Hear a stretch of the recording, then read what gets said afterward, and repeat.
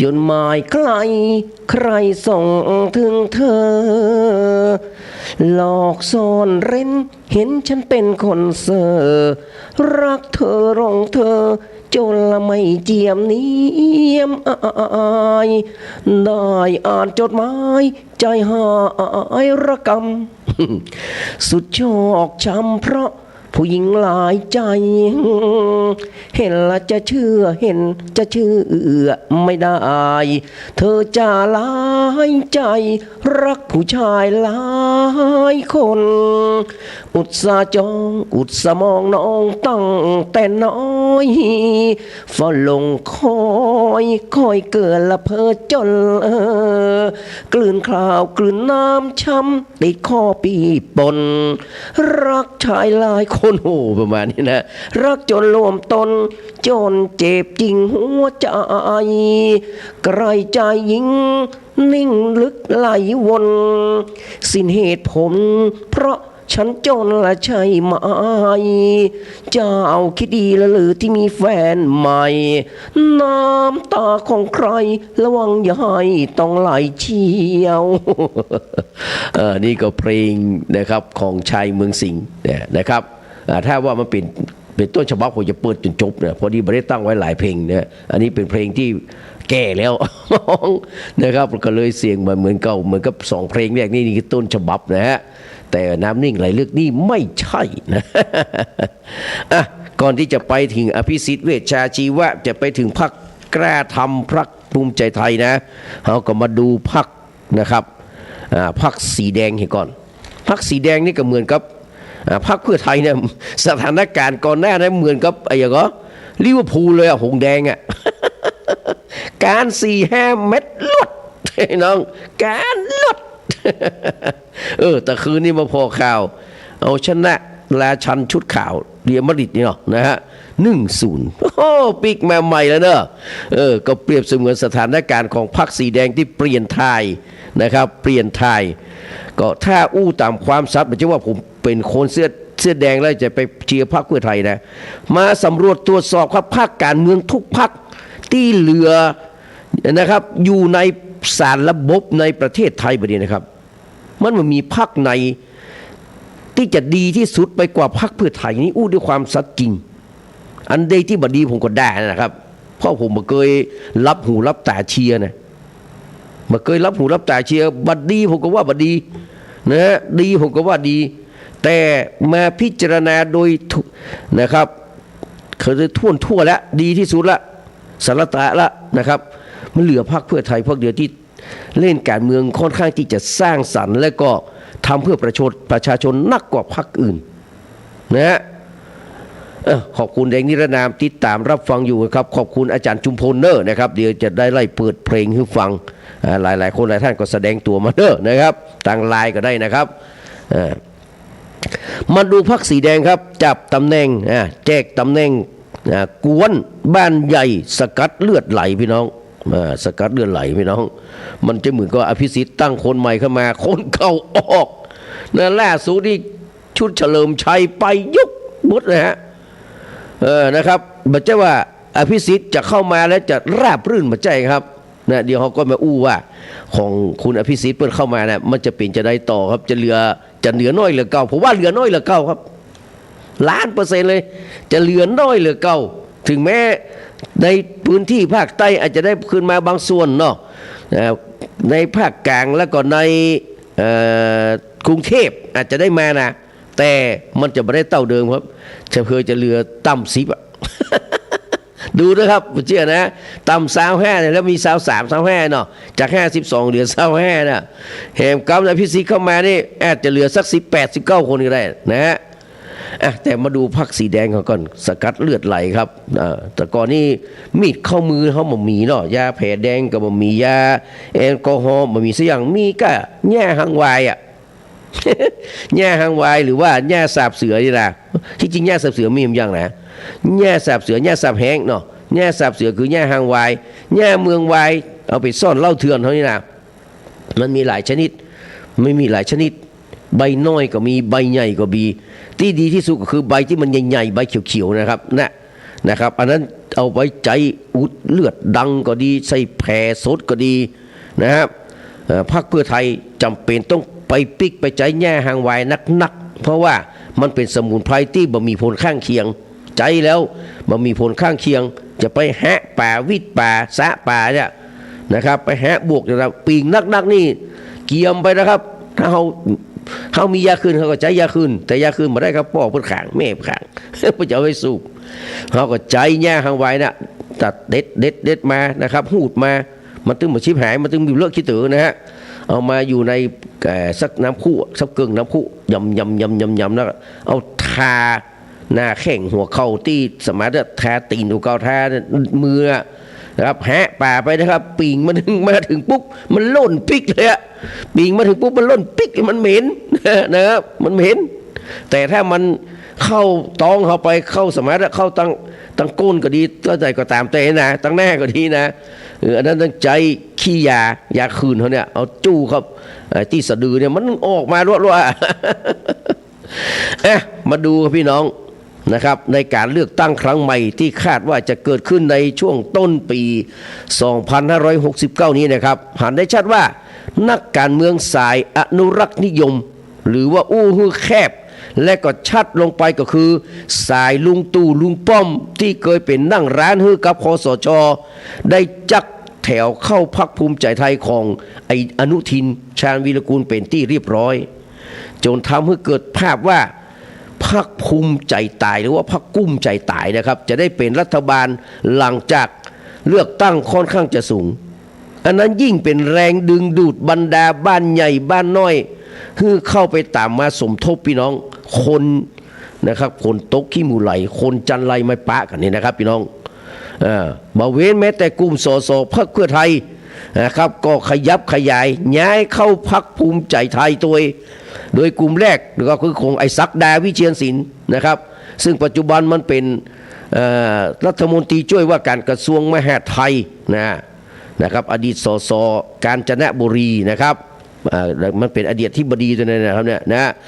เมื่อตั้งรัฐบาลอนุสินเสร็จศักดานะครับก็ได้ไปเป็นรัฐมนตรีช่วยมหาดไทยจึงมีกระแสข่าวว่าจะมีบ้านใหญ่ในพื้นภาคอีสานแถมหลายคนเตรียมตีจากพรรคเพื่อไทยนะช้าบ่เป็นการนานบ่เป็นคุณพี่น้องเพื่อสกัดเลือดไหลออกนะครับอุ๋งอิงแพทองธารชินวัตรในฐานะหัวหน้าพรรคก็เลยต้องประกาศลาออกคืนอยู่อย่างอันนี้เรียบร้อยนะฮะเพื่อเปิดโอกาสให้มีการยกเครื่องพรรคเพื่อไทยใหม่โดยบ่มีคนในตระกูลชินวัตรมาร่วมเป็นกรรมการบริหารพรรคหวังสร้างภาพว่าพรรคเพื่อไทยนะครับที่แท้จริงแล้วหาใช่นะครับของคนตระกูลชินวัตรไม่ละเวลาแต่สุดท้ายมันแน่นอนครับเปิ้นเป็นเจ้าของพรรคมาก่อนนะฮะจะได้ก็สลัดบรรลุนะครับถึงแม้ว่าแพทองธารจะลาออกจากพรรคก็ยังนะครับเป็นหัวหน้าครอบครัวเพื่อไทยครับก็ยังดูแลความเรียบร้อยอยู่เป็นพี่เลี้ยงอยู่นะครับดังนั้นพรรคเพื่อไทยก็เลยได้นะครับเสียหนิมเสียหนิมจุลพันธ์อมรวิวัฒน์เนี่ยคนเกิด 2518 วันนี้ก็ประมาณ50 ปีแล้วเนาะ50 ปีแล้วนะฮะประมาณ40-50 ปีแล้วนะครับสำหรับจุลพันธ์กับเจริญอ่อนนะเนาะมันนั่งหัวหน้าพรรคแล้วก็ได้เลขาเก่านะครับประเสริฐจันทรรวงทองแห่งโคราชเจียงใหม่เป็นหัวหน้าโคราชเป็นเลขานะฮะก็เหมือนกับชายหนังซ้ำในยุคที่พรรคเพื่อไทยเลือกสมพงษ์เป็นหัวหน้าพรรคประเสริฐจันทรรวงทองเป็นเลขาธิการพรรคนะครับก่อนนี้แล้วก็คือก็ยังพระยี่ห้ออยู่มันเป็นเรื่องธรรมดานะครับเสียหนิมครับวัย50 ปีนะครับเป็นสสเชียงใหม่มา5 สมัยเคยเป็นรัฐมนตรีช่วยว่าการกระทรวงการคลังและนะครับเป็นคนที่นะครับเพื่อไทยเลือกขึ้นมาเพื่อที่จะนะครับปลอบใจท่านนายสมพงษ์อมรวิวัฒน์ซึ่งเป็นพ่อของไอ้นิมนะฮะที่เพื่อนได้ไขก๊อกออกไปนะครับก็ตกลงกันก็เยียวยากันไปแล้วนะครับภารกิจของเสียนิมก็คือนอกจากจะเป็นหัวหน้าพรรคแล้วยังต้องดึงยอดสสในภาคเหนือตอนบนจากพรรคสีส้มคือปิกขึ้นมาให้ได้นักที่สุดนะฮะขณะเดียวกันก็ต้องบล็อก การทะลวงของพรรคกล้าทำให้ได้ตัวเองส่วนโอกาสที่เสียนิมจะเป็นหนึ่งในแคนดิเดตนายกหรือไม่นั้นนะครับก็คงบ่ใจนะครับ มันเป็นลักษณะของพรรคเพื่อไทยว่าอาจจะมีคนที่จะเป็นแคนดิเดตนายกก็แฮมตี้หนึ่งเนาะนะครับหัวหน้าพรรคไม่จำเป็นต้องเป็นนายกนะครับขณะที่ประเสริฐจันทรรวงทองวันนี้อายุ65 ปีพี่น้องนะครับก็ปิกมาเป็นแฮมกัมนะครับคนทั้งหลายก็จะรู้กันว่าท่านอยู่ในสายของเฮียเพ้งนะครับพงศักดิ์รัตพงษ์ไพศาลนะครับอดีตรัฐมนตรีว่าการกระทรวงคมนาคมนะครับเขาเรียกว่า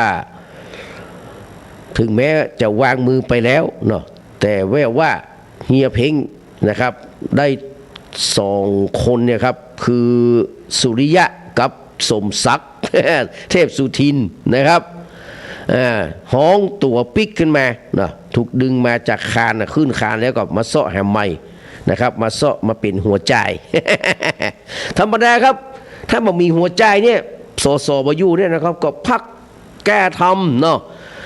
พักภูมิใจดูดเนี่ยนะครับมันใจน้อยๆนะต่อคนเนี่ยมันกิโลมันใจแห่นะครับมันใจแห่ล้าน10 ล้านนะกิโลนะกิโลเดียวเนี่ยมันเป็น40ปุ่นแล้วครับ กิโลเดียวไป40แล้วนะนะดังนั้นพรรคเพื่อไทยจะมาเอาว่าเอากล้าขายกล้าเรื่องนี้บ่ได้นะครับมันก็จะต้องมีน้ำฮ้อนน้ำชาพ่องเนาะยอดลงไปพ่องนะครับสำหรับแกนนำที่เคยไปกินเดชหัวหน้าพรรคก็ยังอยู่ครบก็บอกว่าจตุรนต์ฉายแสงซึ่งปัจจุบันได้เป็นเขาเรียกว่าประธานเขาเรียกว่าฝ่ายยุทธศาสตร์ของพรรคละนะครับถึงนายแพทย์ชลนานสีแก้วแต่ก่อนนั้นคิดเล่าเลยนะชลนานสีแก้วเนี่ยมาบ้านเฮาหลายเตื้อนะมาขึ้นปราศัยเนี่ยผมถึงอาจารย์คิดสนานี่เป็นพิธีกรบนเนี่ยป้ากับชลนานสีแก้วนะโอ้ชอบนะบริเวณให้แย้งพระก้าคุณหมอเนี่ยนะมีตั้งสุทินคลังแสงนะที่มีข่าวว่าจะออกไปเหมือนกันนะ แต่ก็บอกออกแล้วนะครับนอกจากนี้ก็รองหัวหน้าพรรค13 คนเนอะพี่น้องเนอะโอ้มีไปห้องเนี่ยรองหัวหน้าพรรค13 คนเพื่อยุดเลือดไหลนะฮะคือชูศักดิ์ศิรินินสรวงศ์เทียนทองอดีตเลขานะครับมนพรเจริญศรีนะครับอันนี้จากนครพนมนะครับสรวงศ์เทียนทองนี่สาแก้วเนาะวิสุทธิ์ชัยดลุนจากพะเยานะฮะรัตดาวันวังสุภกิจโกศลนี่จากโคราชพงกวินจึงรุ่งเรืองกิจนี่หลานของสุริยะจักรพงษ์แสงมณีโคต้ากลางนะครับที่รัฐสำเร็จวันนี้กรุงเทพเผ่าภูมิโรจนสกุลนี่ก็นะครับนี่ก็อดีตรัฐมนตรีช่วยคลังเหมือนกันนะครับเลิศศักดิ์พัฒนาชัยกุลก่อแก้วพิกุลทองสรันทิมสุวรรณและเจเดชจันทรานะครับแต่เขาชอบนะครับคุณนี่ก็กสินี่นะที่เป็นโคศกคนใหม่นี่เก่งนี่พี่น้องปากเพิ่งมาได้อมสากอมกระบือเอาไว้นะพี่น้องโอ้สุดยอดนะมันต้องได้คนอย่างนี้คนที่มีคุณภาพมาเป็นโคศกพรรคเนี่ยพี่น้องตอบโต้ไล่ตีบรรดูจนการอ่ะบรรดูว่าแฮบ่ฮู้จักกับฮู้จักไอ้นี่เนาะบ้านเมืองเพิ่นฮู้จักกับบ่มีกะคิงไอ้หนูคิงบ่ฮู้จักคิงกลัวกะลองเอามา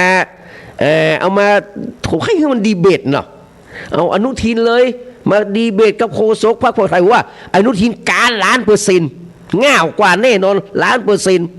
นะบอกว่าจะอู้เรื่องอย่างก็ได้เพราะว่าการโฆษกพรรคเพื่อไทยน่ะ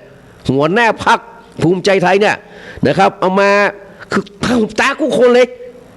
ตากุคนถึงของพรรคประชาชนตัวถึงของพรรคภูมิใจไทยตัวนะครับเอามาดีเบตกับโฆษกเพื่อไทยในปัจจุบันเนี่ยผมว่าการแหลก แน่นอนการ1,000,000%นะในจำนวนนี้มีกลุ่มบ้านใหญ่ที่มีผลต่อการเลือกตั้งในภาคอีสานเพราะเป็นตัวแทนกลุ่มทุนใหญ่ในพื้นที่อย่างเช่นสุดาวันหวังพระกิจโกศลทายาทกำนันป้อวีรศักดิ์หวังพระกิจโกศลนะครับแห่งอาณาจักรแป้งมันโคราชรับผิดชอบภาคอีสานใต้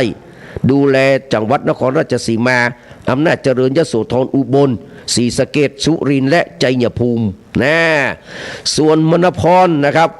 เจริญศรีวันนั้นนี่ได้ปะที่ปรึกษาส่วนตัวของเพื่อนนะครับที่วัดเจดีย์ดวงไม่ได้อุกษกรรมนะครับมันยุ่งกับงานนะฮะมณพรสสนครพนม3 สมัยอดีตรัฐมนตรีช่วยคมนาคมอยู่ในสายของนะครับ2 มิตร สุริยะสมศักดิ์นะครับ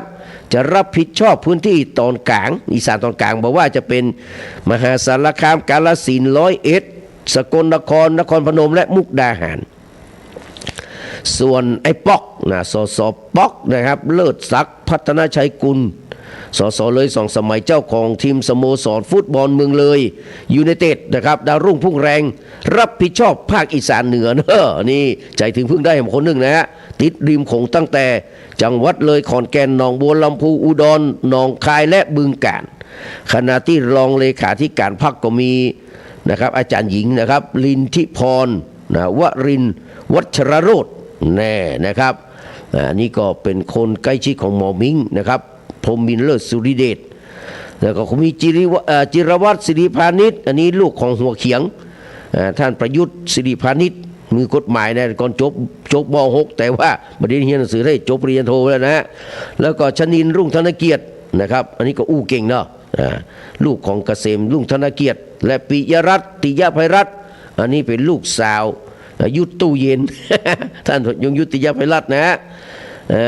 แห่งเชียงรายนะครับดังนั้นในการเลือกตั้งปี6ที่ผ่านมานี่พื้นที่ภาคเหนือมีสสเขตถึงหมด133ที่นั่งพรรคเพื่อไทยได้มา73ภูมิใจไทยได้35เหลือแหม25ที่นั่งมี8พรรคการเมืองแบ่งกันไปก็เลยต้องติดตามว่าการเลือกตั้งที่จะถึงปี69นี่นะพี่น้องพรรคเพื่อไทยนะครับจะรักษา73หรือว่าจะเพิ่มได้ขนาดไหน73ในภาคอีสานเนี่ยพี่น้องเด้อนะครับอีสานในภาคอีสานเนี่ยไม่ได้ขนาดไหนหรือไม่นะครับก็ติดตามกันดูต่อไปนี่ก็คือความเคลื่อนไหวของนะครับพรรคเพื่อไทยต่อมานะครับก่อนที่จะเข้าสู่เรื่องของคุณอภิสิทธิ์เวชชาชีวะพี่น้องเรามาดูว่าบัญชีม้าพี่น้องบัญชีสมาชิกพรรคม้าอีกก็มีว่ะเขาหาว่าเปิดบัญชีธนาคารม้าอีเนาะแต่วันนี้พี่น้องถึงจุดบัญชีสมาชิกพรรคม้ารัฐม้าเป็นว่านะครับคือภาพการเมืองไทยณห่วงนี้ที่อุดมไปด้วยบัญชีม้าก็เพราะว่าคนที่มาเป็นผู้นำมันไม่ใช่คนดีอ่ะพี่น้องมันเป็นพวกโจรน่ะมาเป็นคนมาเป็นนายกอ่ะถ้าเป็นคนดีๆมาเป็นนายกมันจะบังเกิดสภาพอย่างนี้ขึ้นเด็ดขาดนะในยุคของอุ้งอิงเนี่ยที่ผ่านไปเนี่ยมันยังมาถึงขั้นนี้พี่น้องแต่วันนี้เนี่ยมาถึงยุคสมาชิกพรรคม้าไปเลยพี่น้องบัญชีพรรคม้า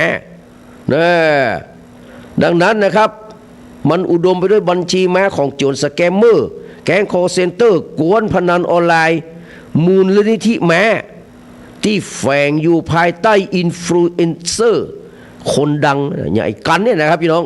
เบื้องหลังคือแหล่งฟอกเงินของมาเฟียใหญ่สมาคมกีฬาคนพิการม้าที่เอาไว้ซิกแซกนะครับโควต้าสลากกินแบ่งรัฐบาลแกะรอยเส้นทางเงินเทาๆดำๆไหลไปจุดปลายทางเดียวกันเพราะหัวหน้าใหญ่นะครับไม่ได้เป็นนายอนุทินนะหัวหน้าใหญ่นะหัวหน้าใหญ่อยู่ที่เขากระโดงนะอนุทินมาใจพี่น้องอนุทินแค่รับงานมาจากหัวหน้าใหญ่นะหัวหน้าใหญ่ที่ยิ่งใหญ่กว่านายกนะบริเวณบัญชีสมาชิกพรรคการเมืองม้าที่กำลังโดนแฉว่ากันตามปรากฏการณ์กระซับสนปนกังขาแบบที่ธรรมนัสพรหมเผ่าครับรองนายกและรัฐมนตรีเกษตรประธานพรรคกล้าทำประกาศอย่างมาดมั่นพรรคกล้าทำนะครับผมว่ากล้าตัวทำตัวใดนะทำทอทงทำทอทหารกระบอกนะเพราะมันกล้าทำหมดนะมีจำนวนสมาชิกเป็นอันดับหนึ่งเพราะพรรคเป็นของจริงนี่แล้วนะและตรวจสอบได้บัตรปลอมเหมือนบางพรรคพี่น้องน่าจะถึงหมายถึงพรรคส้มแหละนะอู้เต็มปากเต็มคำนะก็เพราะเฮาทำงานอยู่กับพี่น้องประชาชนมีประชาชนจากภาคใต้มาปะและนำรายชื่อสมาชิกพรรคใหม่ก่อนหน้านั้นมีการประชุมกับกลุ่มตัวแทนกระบวนการประชาชนเพื่อสังคมที่เป็นรูปธรรมคือพีมุกเนี่ยก็ได้นำรายชื่อสมาชิกมาให้แหม2,000 คน เพราะแบบนี้พรรคแก้ธรรม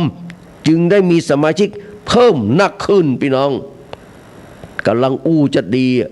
ลิ้นยังบัดตันเข้าปากพี่น้องกลายเป็นคดีพลิกในเวลาต่อมาพี่น้องพีมุกที่ถูกอ้างอิงนะได้โพสต์ข้อความผ่านเฟซบุ๊กชี้แจงว่ายืนยันว่าบทสัมภาษณ์ของธรรมเทาหรือธรรมนัสนะครับบ่เป็นความจริงโดยข้อเท็จจริงคือประชาชนร่วมมือลงชื่อเพื่อให้รัฐบาลแก้ไขปัญหาที่ดินทำกินพีมุกบ่ได้มีการยื่นรายชื่อ2,000รายชื่อเพื่อสมัครเป็นสมาชิกพรรคกล้าทำแต่จะใดก็เลยเรียนมาเพื่อทราบโดยทั่วกันพี่น้องโอ้โหกรรมนี้พี่น้องมันเป็นการยับวอกยับผิดวอกกรรมใหญ่นะครับในทางการเมืองถือว่าเสียฟอร์มเสียแน่เสียตาเสียง่าวแบบสุดๆพี่น้องจะลบเลี่ยงเหมือนกับที่ว่าบอกหูจักไอ้การนะว่าบ่ได้ละพี่น้อง โอ้ยแต่ปัญหาที่อาจจะลามลึกกว่านั้นก็คือในมุมของกฎหมายมาแน่ใจว่ากระบวนการรับสมาชิกพรรคแก้ธรรมเนี่ยในส่วน2,000รายชื่อของพีมุกที่ธรรมนัสแองได้ดำเนินการไปถึงขั้นไหนรวมอยู่ในตัวเลขสมาชิกพรรคที่ทะยานขึ้นเป็นอันดับ1หรือไม่นี่มันจะเป็นการพี่ว่าเป็นไฟที่ลุกลามเป็นไฟไหม้ใหญ่แบบที่ไอ้แหวงบุญมีนะครับเลขาธิการกรรมการการเลือกตั้งกกต.นะฮะในฐานะทะเบียนพรรคการเมืองฟันธงการสมัครสมาชิกพรรคการเมืองเป็นสิทธิเสรีภาพที่ประชาชนจะต้องสมัครด้วยความสมัครใจหากตรวจสอบปะการแอบอ้างนำชื่อประชาชนมาเป็นสมาชิกโทษอาญานักถึงขั้นติดคอกมันสำหรับธรรมนัสมันปฏิกา สำหรับอนุทินมันปฏิกาเรื่องอี้กระจอก งานนี้เป็นว่าคงบรรจบง่ายๆเพราะเขาล็อกพรรคประชาชนที่ต้องไล่ตรวจสอบปมบัญชีสมาชิกพรรคมาแอบกัดบ่ปล่อยแน่เพราะเป็นจังหวะที่ต้องเน้นตรวจสอบเพื่อกระตุกภาพเปรียบเทียบกับนายไผ่ลิกเลขาธิการพรรคกล้าทำที่แฉพรรคส้มฮักแค่ตอบแทนผู้ช่วยสสเป็นแก้สมัครสมาชิกพรรคตั้งค่านะครับลุยหักดิบถึงขั้นยื่นยุบพรรคโอ้เชียร์เอาเต็มที่พี่น้องไอ้เรื่องหักไอ้เรื่องแม้บัญชีแม้นะครับที่ผู้สมัครสสนะครับได้พอนะครับสสที่โปร่งใสที่สุดคือดร.พิชวัตรเนี่ยมันตั้งครบหมดเลยครับตั้ง8คนเลยอะตั้งแต่ผู้เชี่ยวผู้ชำผู้ช่วย นะครบถึง8นะสมัยผมเป็นผู้ช่วยนะครบถึง8ได้เงินเดือนเข้าบัญชีถูกต้องแล้วแต่เขาจะมีใจไปให้ไผ่ปุ๊บบ่ได้ฮักนะฮะแต่ผมว่ามีเกิน70-80%คู่พักนะฮะที่เป็นบัญชีมาไปยืมบัญชีมาเพื่อที่จะโอนเข้าไปนะฮะโอนเข้าไปนะครับคนละ15,000เหมือนที่คงจะขึ้นเลยนะ15,000แล้วก็25,000สำหรับผู้เชี่ยวชาญประจำตัวนะฮะผู้เชี่ยวชาญประจำตัวนี่เงินเดือนนักระเบิ้ล25,000นะครับเงินเดือนนักระเบิ้ล25,000สำหรับวุฒิสภากับสสกายนะฮะเป็นถ้าเป็นผู้เชี่ยวชาญนี่จะ25,000นะกี่คนเนี่ย8คนรวมกันนะรวมกันแล้วเท่าใดนะฮะเงินเดือนสสก็100,000ปลายแล้วล่ะเอามารวมให้มัน100,000ปลายกลายเป็น200,000ปลายนะเขาก็บางคนเขาก็บหันแน่เลยฮะผู้ช่วยคนนั้นคนนี้บหันเลยครับบางเรื่องหันคนเดียวหรือว่ามันไปที่อื่นเขาก็ไม่แน่ใจนะคือจริงมันต้องแม่กันหลายๆคนอ่ะอย่างหมู่เฮาเนี่ยไปไหนนะครับเวลาท่านสสเพชรวัตรสมัยแต่ก่อนเนี่ยมันไปไหนก็จะเอาลูกน้องไปหมดอะตึงหลับปูนตึงนี่ว่ายกเว้นหมู่ที่อยู่กรุงเทพแม่ไม่ได้ครับมันไกลอะ ครับแต่ว่าคนที่อยู่เชียงใหม่ละปูน5-6 คนนี่รวมทั้งผอสายลุงเนี่ยไปหมดเลยกิษณะไปหมดโมนาไปหินโสมไปนะครับไปหมดเวลามีการมีงานไปนะแล้วก็รับเรื่องราวต่างๆในพื้นที่เนาะในฐานะที่เป็นผู้ช่วยผู้ดำเนินการสมาชิกรัฐสภานะครับผู้ช่วยนะฮะแต่ผมว่ามีหำนักที่มุบมิบนะครับอยากจะขึ้นไปตรวจสอบนะครับกับ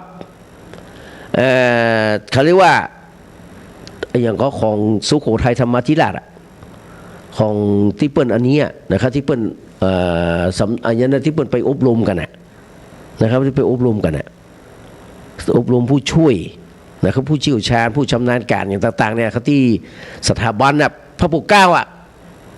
สถาบันพระปกเกล้านะครับที่เปิ้ลไปนี้กันเนี่ยครับเขาไปพอแล้วโอ้ยสมีถึงบวกกับสวมี500 คนแต่ผู้ช่วยไปมาถึงแสดงว่าบางคนมาส่งเลยส่งก็บัญชีม้าไปเพื่อที่จะเอาตังค์แล้วก็เอามาปิกเข้ามาเข้าพวกของตัวเก่าเนี่ยซึ่งมันผิดนะซึ่งมันผิดนะครับซึ่งก็มีพรรคการเมืองบางพรรคที่เล่นอย่างเงี้ยนะฮะที่เล่นแบบเนี้ยคงจะตรวจสอบกันม่วนพอสมควรนะพี่น้องคงจะตรวจสอบกันม่วนพอสมควรแล้วนะครับถามว่ามีจริง1,000,000%นะเรื่องฮักหัวคิวการเรื่องใส่ชื่อวอกไปไกลนะครับบัญชีม้าไปกันมีแน่นอน1,000,000%มาเชื่อมาตรวจสอบเลยนะตรวจสอบได้เลยมี1,000,000%เลยนะมาฟังเพลงต่อแหมสักน้อยนะครับปานิดาเนาะก็ฟังอยู่นะครับเดี๋ยวก็ลอยกระทงเลยก็เอาแหมกำเนาะลอยกระทงลอยกระทงนะครับ